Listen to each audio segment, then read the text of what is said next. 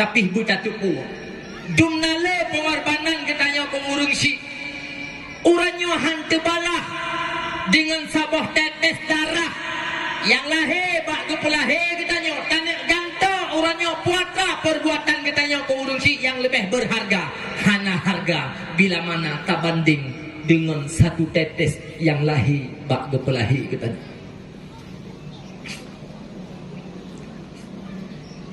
Mi mungkin atanya hana kejadian bakro na cupom tua.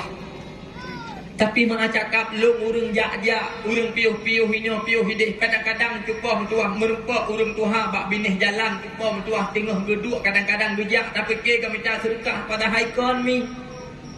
Pakon tengah sedih tak.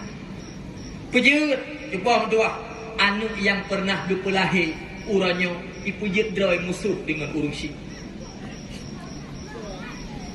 Ni dengar matang ni.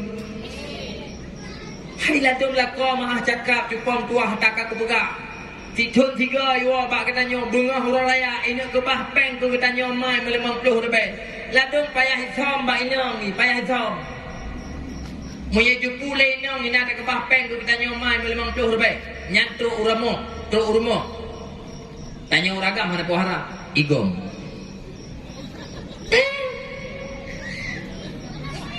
Payah nasa. Hai.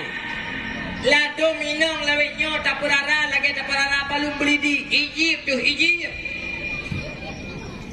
Munya kumaji dumpu je tajuk, dumpu je tak kirim. Munya kumah katanya dikira aja kerong item pakai.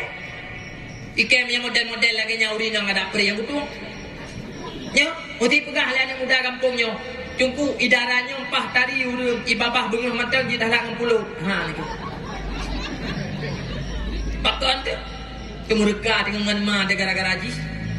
Yang kejit ilung mi mutuah sabe-sabe lung pegah lung ulang lom 3 tu.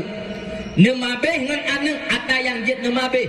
Bek nemabeh ngan anu ata yang hanjit nemabeh. Hana alasan katanya omai. Han menempak semayang maghrib pakon gara-gara pikir pun perut kanu. Hana alasan katanya ya awak malam hanjat kajak bak majlis taklim pakam gara-gara tengah tapu sapat kaya kana hana urusan jepom tua uranyo tamita kana sep 2 euro tapaju tapi piuh tak ibadat kera tu le tak kebah kana itu cara publau boleh patih long juga uranyo tamita katanya cula-cula untuk tapu sep hun urinang han mujan sep pun patih ke bunga ne ubut urinang tanuk to urinang pajan tato urinang hai si bulian pesta haju pom tua lego pesta gop dumpui gop ikan pun apa je lego mahal kerja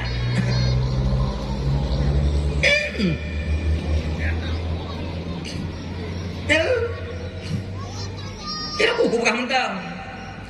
Ha karon lakau.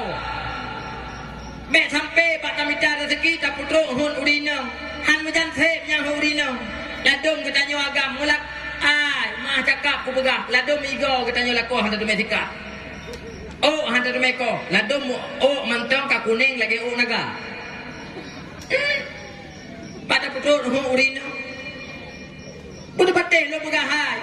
Uranyo pulam nyonyo mata tapua nafkah kana kupurmo dikun le agama mantang kajian kasepnya lain ibadat kera tu na rezeki ni bila Allah Taala tajak umrah kera tu tak mudrikah kera tu tak bantu agama kera tu tapi pun tak ada kebah ke bunga mentau